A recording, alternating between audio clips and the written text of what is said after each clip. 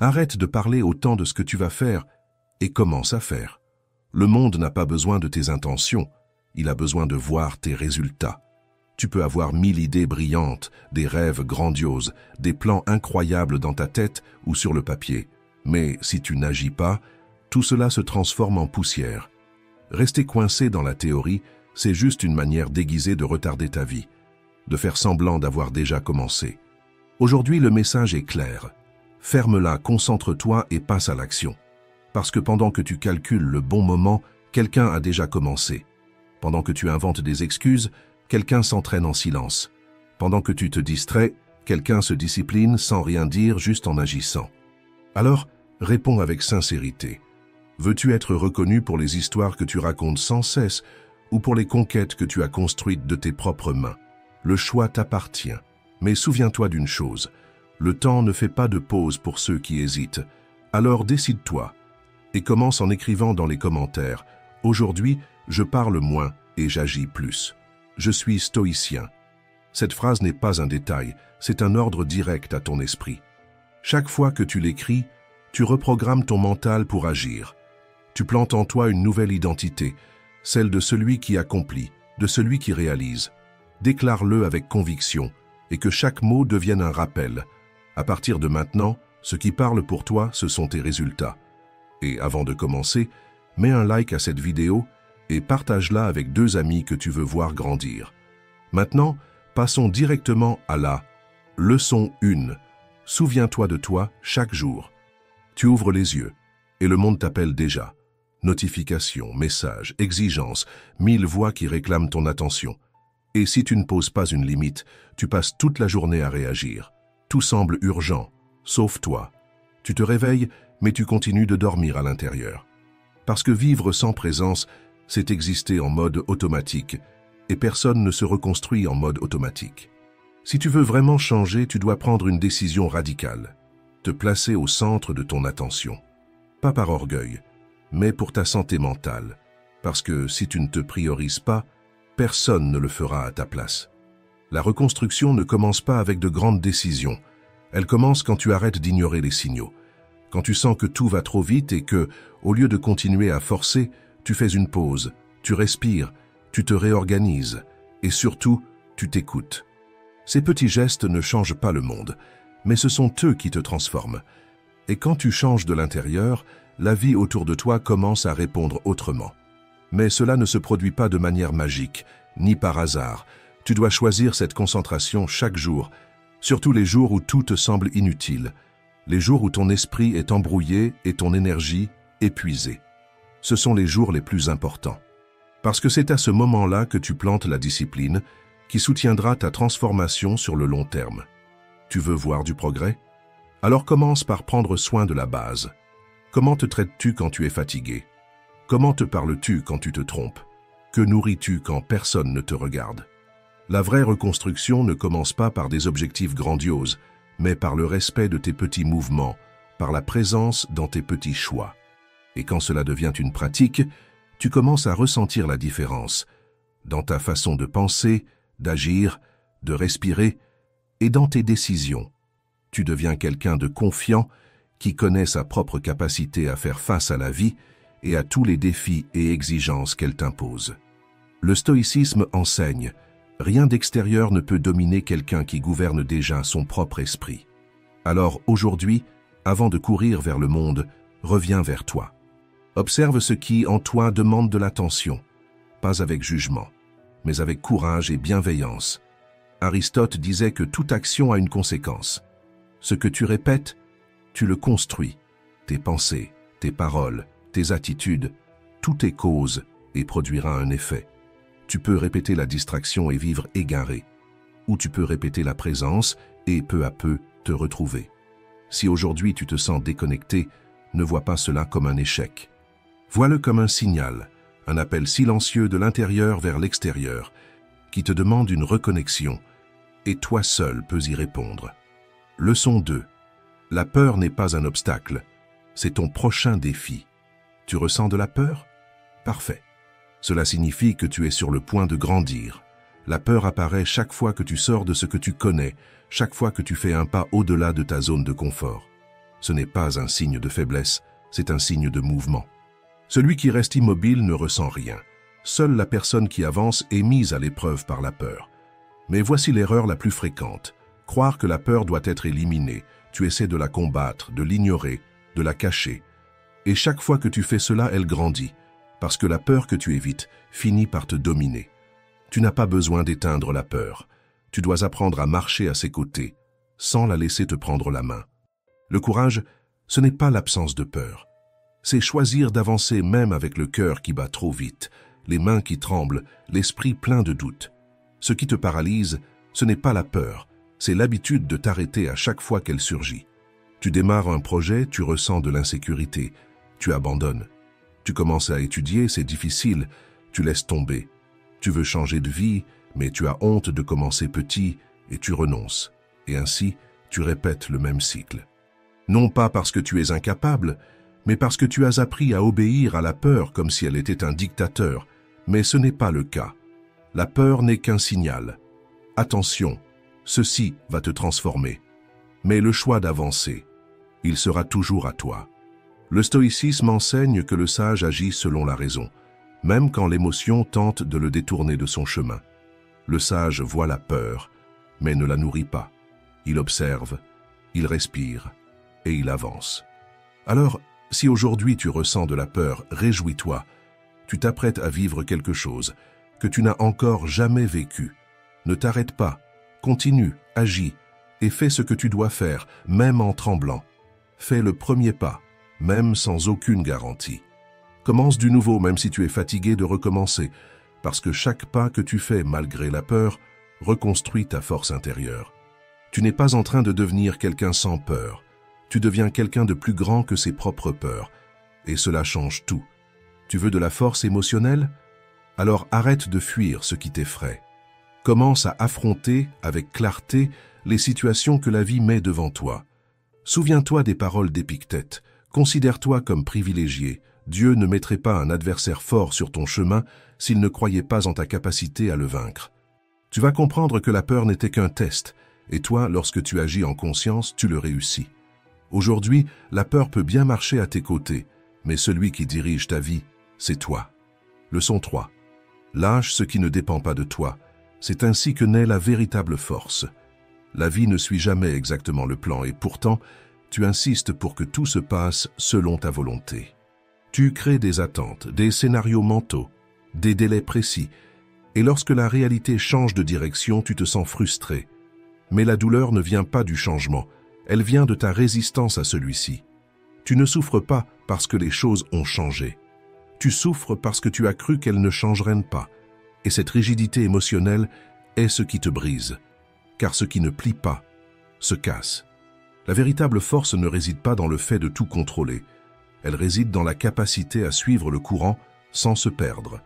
Le stoïcisme ne t'enseigne pas à renoncer à tes objectifs. Il t'enseigne à garder le cap même lorsque le chemin change. À agir avec clarté même face à l'imprévu, à reconnaître que ton pouvoir ne réside pas dans ce qui se passe, mais dans ce que tu fais avec ce qui se passe. Tu peux avoir des objectifs, mais tu dois avoir l'humilité d'ajuster ta route lorsque la vie le demande. Et cette humilité est une compétence rare, car elle exige un ego démonté, un esprit ouvert et une présence réelle. Quand quelque chose échoue, quand quelqu'un te déçoit, quand un plan n'aboutit pas, tu as deux options. T'accrocher à ce qui ne reviendra pas ou faire de la place pour ce qui peut encore être construit. Il ne s'agit pas d'accepter tout passivement. Il s'agit de ne pas s'épuiser à lutter contre l'inévitable. Il s'agit de comprendre qu'il y a de la sagesse dans les détours, de la croissance dans les pertes et de nouvelles possibilités dans ce qui semblait être une fin. Réfléchis à cela. Combien de fois la vie t'a-t-elle enlevé quelque chose?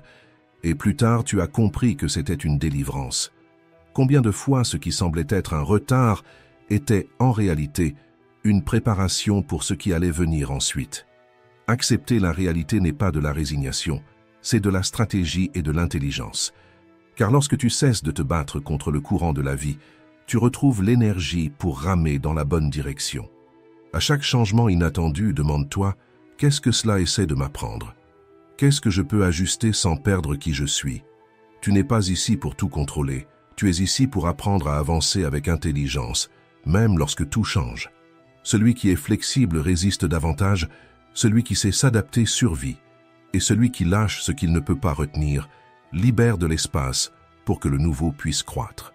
Aujourd'hui, pratique ce détachement conscient. Lâche une attente qui t'emprisonne, réécris un plan qui n'a plus de sens. Embrasse la légèreté de celui qui n'a pas besoin que tout se passe comme prévu pour continuer à avancer avec fermeté. Parce qu'au fond, ce n'est pas le monde qui doit changer, c'est toi qui dois changer ta manière de marcher à l'intérieur de lui. Leçon 4. Apprends à aimer ta propre compagnie. Être seul, ce n'est pas être perdu. C'est être face à quelque chose que personne ne peut t'enlever, ta propre compagnie. Mais presque personne ne sait rester avec soi-même. La plupart fuient, ils lancent une série, mettent une vidéo, cherchent du bruit, occupent leur esprit pour ne pas ressentir ce qui se passe à l'intérieur. Parce que le silence fait peur, non pas à cause de ce qui manque, mais à cause de ce qu'il révèle. Dans le silence, tu commences à entendre les vérités que tu ignores d'habitude. La douleur non résolue, l'anxiété que tu caches sous le tapis, ou cette sensation de vide que tu essaies toujours de combler par des distractions. Mais fuir cela ne fait que prolonger l'inconfort. C'est comme une maison en désordre que tu insistes à garder dans l'obscurité pour ne pas voir la saleté. Le vrai courage, c'est allumer la lumière et rester. Rester quand tout en toi veut s'enfuir, rester quand la solitude serre le cœur, et rester jusqu'à comprendre que le silence n'est pas un trou, c'est un miroir. Le stoïcisme nous rappelle ceci. Celui qui maîtrise son propre esprit ne sera jamais vraiment seul, parce qu'il a appris à faire de son monde intérieur un refuge et non un champ de bataille. Tu veux de la clarté? Apprends à t'asseoir avec tes pensées, sans te presser. Tu veux te sentir plus en paix? Apprends à respirer sans attendre une distraction. Tu veux plus de force émotionnelle? Apprends à être entier, sans avoir besoin d'être vu. Aujourd'hui, éteins le bruit pendant quelques minutes et essaie de rester avec toi-même. Pratique quelque chose qui n'a pas besoin d'être posté ni partagé avec qui que ce soit, mais qui soit un moment entièrement vécu par toi. Ça peut être écrire 2 lignes, écouter une chanson, rêver d'un voyage. Fais quelque chose qui te permette de regarder à l'intérieur sans peur et d'écouter ce que ton âme essaie de te dire depuis longtemps. Tu n'as pas besoin de te remplir de l'extérieur vers l'intérieur. Tu as besoin de te reconnaître de l'intérieur vers l'extérieur. Et quand tu feras cela avec constance, quelque chose changera. Tu deviendras quelqu'un qui ne dépend plus de l'extérieur pour ressentir l'équilibre. Tu deviendras plus fort. Crée ces moments dans ta journée, car plus tu entraînes cet état silencieux, plus tu découvres qu'être seul, ce n'est pas manquer de quelque chose ou de quelqu'un, c'est être libre. Aujourd'hui, pratique cela, aussi longtemps que tu peux, mais sois entièrement avec toi et pour toi. Leçon 5. Laisse derrière toi l'ancien scénario et écris-en un nouveau, avec plus de clarté. Tout ce que tu ressens, choisis et répète, naît de la manière dont ton esprit a été entraîné à interpréter le monde. Mais et si ce scénario était dépassé? Et s'il était rempli de croyances héritées, de peurs anciennes et de phrases que tu n'as jamais remises en question? Alors, même en essayant de changer, tu resteras coincé, car on ne change pas de vie sans d'abord changer la structure qui la dirige de l'intérieur. L'esprit est comme un terrain. S'il est contaminé, tout ce que tu y plantes naît fragile, déformé, malade. Peu importe combien tu t'efforces, ce qui pousse reste toujours limité. Et la plupart des gens vivent ainsi, en répétant des schémas inconscients, en obéissant à des voix dont ils ne savent même plus d'où elles viennent, en acceptant comme vraies des pensées qu'ils n'ont jamais choisies. Le stoïcisme enseigne que le sage examine ses propres jugements. Il ne croit pas automatiquement à tout ce qu'il pense. Il questionne, démonte et reconstruit. As-tu déjà pris le temps d'observer quelles sont les phrases qui dominent ton esprit dans le silence? Des phrases comme « Je ne suis pas assez bon »,« Ça ne marchera jamais »,« Il est déjà trop tard ». Les pensées que l'on entretient créent les réalités que l'on vit. Ces idées sont comme des virus qui tournent en arrière-plan, sabotant chaque tentative d'évolution. Mais la bonne nouvelle, c'est que cela peut être réécrit. Il suffit de devenir conscient de chacune d'elles. À chaque fois qu'une pensée auto-saboteuse surgit, arrête-toi. Ne lutte pas contre elle, mais questionne. Est-ce que c'est vrai? Ou est-ce juste quelque chose que j'ai appris à croire? Tu n'as pas besoin de te battre contre tes anciennes pensées. Tu dois simplement choisir de ne plus les nourrir. Remplace-les petit à petit par des phrases qui renforcent ton intégrité. Je peux recommencer. Mon passé ne me définit pas. Aujourd'hui, j'agis comme quelqu'un qui croit en son propre potentiel. Au début, cela semblera forcé, mais le cerveau ne change pas avec la logique, il change avec la répétition. Et ce que tu répètes, tu le renforces. N'attends pas un miracle intérieur. Attends plutôt de la constance, de petites victoires. Attends le jour où, face à l'ancienne pensée, tu la reconnaîtras et tu pourras choisir un autre chemin. Tu n'as pas besoin de devenir une autre personne. Tu dois simplement redevenir qui tu es, sans le poids de tout ce qu'on t'a appris à porter. Le monde est rempli de personnes frustrées par leur propre vie, qui, malgré cela, continuent à répéter les mêmes erreurs. Elles pensent pareil, parlent pareil, agissent pareil. Et pourtant, elles s'étonnent que rien ne change. Einstein disait que la folie, c'est faire toujours la même chose et s'attendre à un résultat différent. Et il avait raison. Cela ne fonctionnera jamais. Aujourd'hui, sors de cette fréquence. Brise ce cycle. Choisis une ancienne phrase qui limite ta vie et remplace-la par une nouvelle, une phrase plus ferme, plus claire, qui t'aide à grandir. Parce que plus tu auras de contrôle sur tes propres pensées, plus tu auras de contrôle sur ton propre destin. Leçon 6. Cesse d'attendre la validation des autres. Vis comme quelqu'un qui s'approuve déjà de l'intérieur. Tu n'as pas besoin de permission pour être qui tu es, mais tu continues à vivre comme si c'était le cas. Tu avances avec prudence, tu parles avec retenue, tu retiens tes propres idées, comme si tu attendais toujours que quelqu'un dise « Vas-y, maintenant tu peux ». Mais personne ne le dira et la vérité c'est que ce n'est même pas nécessaire, parce que tout change quand tu décides d'arrêter de chercher la reconnaissance extérieure et que tu commences à agir à partir de ta propre vérité. Tant que tu dépendras du regard des autres, tu hésiteras chaque fois qu'on ne t'applaudira pas. Tu te retiendras chaque fois qu'on ne te comprendra pas. Et tu reculeras chaque fois qu'on te critiquera. Et ainsi, tu vis à moitié. Le stoïcisme enseigne que la véritable liberté n'existe que lorsque ton action dépend de la raison, et non de l'approbation. Ce n'est pas de l'arrogance, c'est une conviction silencieuse.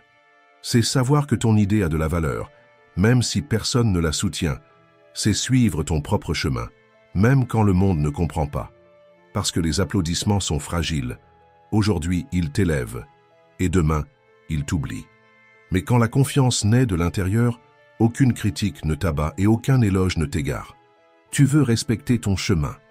Alors, apprends à reconnaître tes propres efforts sans dépendre d'une confirmation. Apprends à continuer même quand personne ne te voit. Apprends à te donner la permission, même quand personne autour de toi ne veut évoluer. Apprends à valider ce que tu ressens sans devoir te justifier. Celui qui vit en essayant de plaire se désagrège peu à peu. C'est comme un dessin corrigé tant de fois qu'il en perd sa forme d'origine. Et quand il s'en rend compte, il ne sait plus qui il est. Il ne reste que ce que les autres voulaient revoir.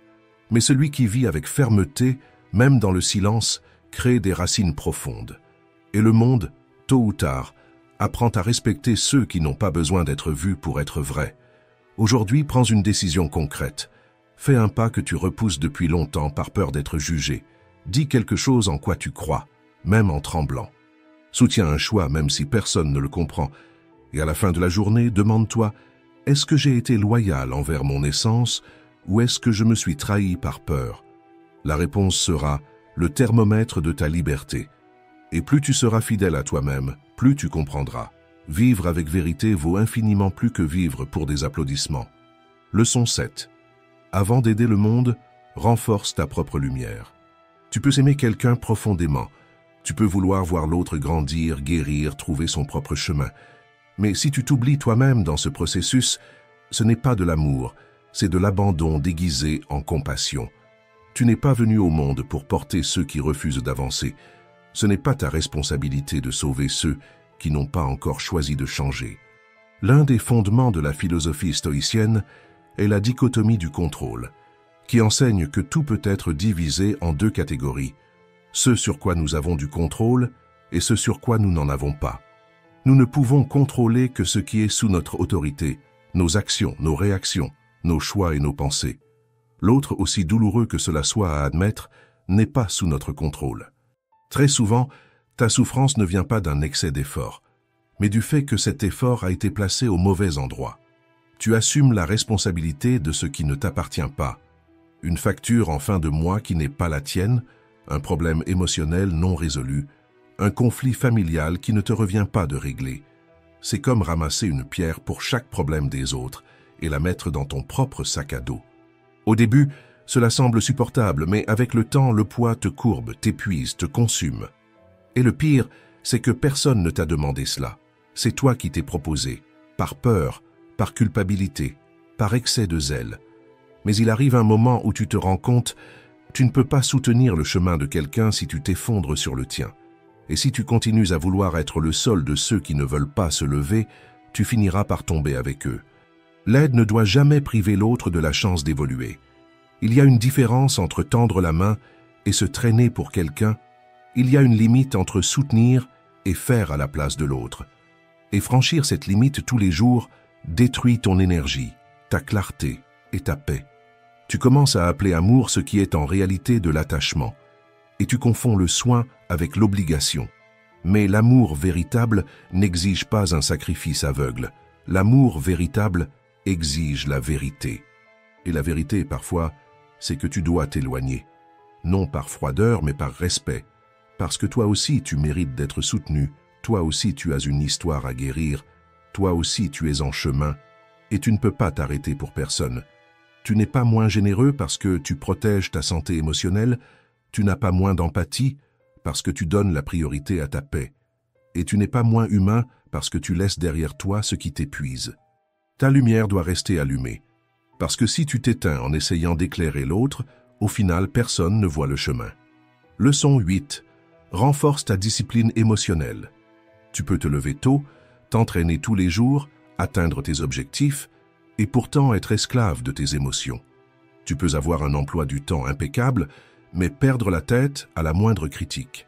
Tu peux avoir un corps entraîné, mais un esprit fragile, qui réagit à tout, qui explose, qui se sabote. Parce que la vraie discipline, ce n'est pas seulement faire ce qui est écrit sur le papier, c'est avoir le contrôle de ses actions, même quand tes émotions tentent de t'éloigner du chemin. La plupart des gens se concentrent sur la performance visible, les horaires, les tâches, les résultats. Mais presque personne ne s'entraîne à ce qui sabote le plus le progrès, l'instabilité émotionnelle. Tu veux de la constance? Alors tu dois commencer de l'intérieur. Entraîne ton esprit à ne pas céder à l'impulsion. Entraîne ta respiration avant de répondre automatiquement et entraîne ta voix intérieure à rester ferme, même quand tout semble être en chaos. Le stoïcisme nous enseigne que le vrai pouvoir réside dans le fait de se gouverner soi-même. Et il n'y a pas de gouvernement intérieur sans discipline émotionnelle. Tu veux évoluer? Alors apprends à reconnaître quand tu agis poussé par l'anxiété, par la colère, par la peur, et à interrompre ce cycle. Cela ne signifie pas que tu vas supprimer ou cacher ce que tu ressens, mais que tu vas développer ton intelligence émotionnelle pour ne pas laisser tes sentiments du moment déterminer tes actions. Parce que si chaque émotion devient un ordre, tu vivras esclave de tout. Mais lorsque tu observes, que tu respires et que tu choisis avec clarté, même en ressentant la tempête à l'intérieur, c'est là que naît la vraie force. Entraîne ton esprit chaque jour, avec le silence, avec la respiration, avec l'espace avant la réaction, avec la présence avant la décision. La discipline émotionnelle n'est pas quelque chose que tu acquiers d'un seul coup. C'est comme un puzzle. Chaque décision sage est une pièce de plus dans ta clarté. Chaque moment difficile est une opportunité de te recentrer, de revenir à la raison et d'avoir plus de contrôle sur toi-même. Tu n'as pas besoin d'éliminer le chaos. Tu n'as pas besoin de vivre isolé de tout et de tous. Tu as seulement besoin de t'assurer que, même au milieu de n'importe quelle adversité, tu restes entier. Et plus tu seras solide à l'intérieur, plus tout deviendra léger à l'extérieur. Leçon 9. Tes limites ne sont pas un manque d'amour. Elles sont une marque de respect envers toi-même. As-tu déjà dit oui alors que tu voulais dire non? As-tu déjà entendu quelque chose qui t'a blessé sans savoir comment t'imposer? Es-tu déjà resté dans un endroit par pitié, par peur, par habitude, même en sentant que cela t'affaiblissait? La plupart d'entre nous a appris que céder, c'est faire preuve de maturité, que ravaler ce que l'on ressent, c'est de l'élégance, que supporter en silence, c'est un signe de force. Mais ce n'est pas de la force, c'est une trahison de soi. Chaque fois que tu te tais par peur de déplaire, tu t'abandonnes un peu. Tu peux même céder pour maintenir la paix extérieure, mais tu crées une guerre à l'intérieur de toi. Et, avec le temps, cette guerre silencieuse te présente l'addition. Anxiété, culpabilité, épuisement. Pas parce que le monde est cruel, mais parce que tu as oublié de te protéger. Le stoïcisme enseigne que personne ne peut te blesser sans ton consentement. Mais pour cela, tu dois savoir jusqu'où tu permets, et à partir d'où tu affirmes ta position. Tu n'as pas besoin de crier, mais tu dois te positionner. Tu n'as pas besoin d'attaquer, mais tu dois rendre claires les choses qui ne sont pas négociables. Les limites ont à voir avec ta structure intérieure, avec ce que tu crois au fond à propos de toi-même. Si, même sans le dire à personne, tu te vois comme quelqu'un qui mérite peu, ce sentiment va transparaître dans tes relations. Car inévitablement, tu finiras par recevoir exactement ce peu, encore et encore. Tant que tu t'accommoderas de miettes émotionnelles ou que tu porteras en toi de profonds sentiments d'infériorité et d'inadéquation, la vie te traitera en conséquence. Mais le jour où tu te permettras de sortir de cette pénurie de confiance en toi, tout commencera à changer. Tu comprendras que poser une limite n'est pas un rejet, c'est simplement une façon de dire « ici je me respecte et j'attends la même chose ». Tu veux des relations saines? Alors arrête d'apprendre aux autres à t'ignorer. Arrête de récompenser, par une dévotion aveugle, des comportements qui te blessent. L'une des 4 vertus stoïciennes est la justice, et elle commence en toi. La justice, ce n'est pas seulement bien traiter ceux qui te traitent bien, c'est savoir équilibrer chaque relation, avec clarté, sans t'annuler. Pense à 2 amis. L'un est toujours là. Il aide, il écoute, il soutient. L'autre disparaît, t'ignore, ne réapparaît que quand il a besoin de toi. Mais il exige une priorité absolue. Être juste, c'est savoir que l'amour n'est pas un déséquilibre. C'est reconnaître que la réciprocité compte. Et permettre des abus émotionnels au nom de l'affection, ce n'est pas de la bonté, c'est un manque de positionnement. Aujourd'hui, pose-toi la question. Qu'est-ce que je tolère qui blesse ma dignité? Où dois-je tracer une limite? Mais je n'ai pas encore eu le courage de le faire. Puis fais un pas, car celui qui se respecte enseigne au monde à faire de même. Et celui qui se positionne avec clarté vit avec plus de légèreté. Mais souviens-toi, aucune limite ne fonctionnera si à l'intérieur tu te sens encore petit. Car il ne s'agit pas seulement de dire « ça suffit » avec la bouche, mais de croire avec le cœur que tu mérites davantage. Quand tu commences à guérir cette base, la peur de déplaire, l'idée que ta valeur dépend de l'acceptation des autres, tes choix changent, tes liens changent, et surtout, la place que tu occupes dans la vie change aussi. Et les limites, qui te semblaient autrefois si difficiles à poser, deviennent naturelles, car celui qui se sent entier à l'intérieur n'accepte plus de vivre à moitié à l'extérieur. Leçon 10.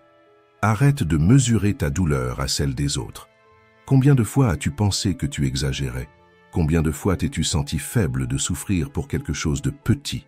Combien de fois as-tu entendu cette voix dans ta tête dire « Il y a des gens qui vivent bien pire, ravale ça et avance ». Cette comparaison silencieuse est l'un des plus grands saboteurs de ta santé émotionnelle, parce qu'elle t'apprend à minimiser ce que tu ressens, à délégitimer ta propre douleur, à faire semblant que tout va bien, parce que ce n'est pas si grave que ça. Mais la douleur n'a pas de classement, elle a un contexte, et ce qui te blesse n'a besoin que d'une chose pour être pris au sérieux, que tu le ressentes. Tu n'es pas en compétition pour voir qui souffre le plus, tu essaies de te soigner. Et la guérison exige une permission. La comparaison crée le silence, l'écoute engendre la présence, et la présence est ce dont la plupart d'entre nous ont le plus besoin. Le stoïcisme ne t'apprend pas à ignorer la souffrance, il t'apprend à la regarder en face, avec courage et dignité.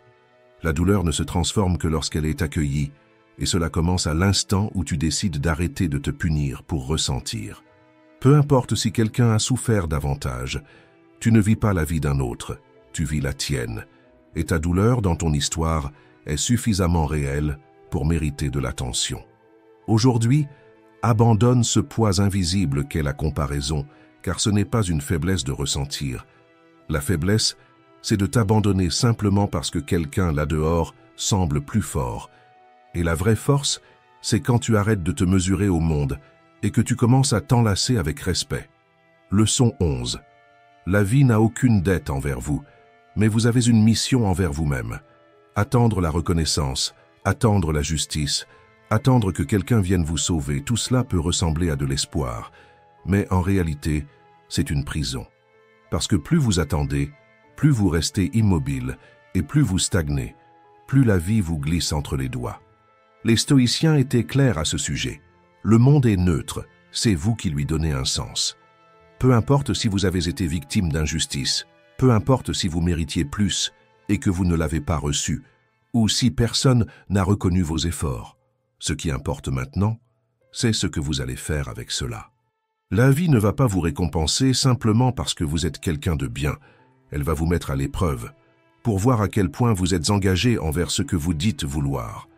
Et la vraie question n'est pas « qu'est-ce que la vie va vous offrir ?» mais bien « qu'allez-vous vous offrir malgré la vie ?»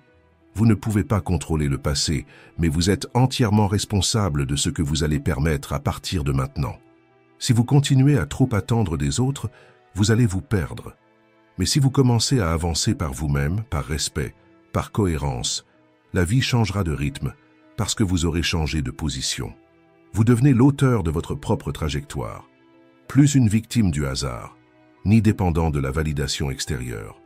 La vie ne vous doit rien, mais vous devez tout à la seule personne qui sera avec vous jusqu'à la fin, vous-même.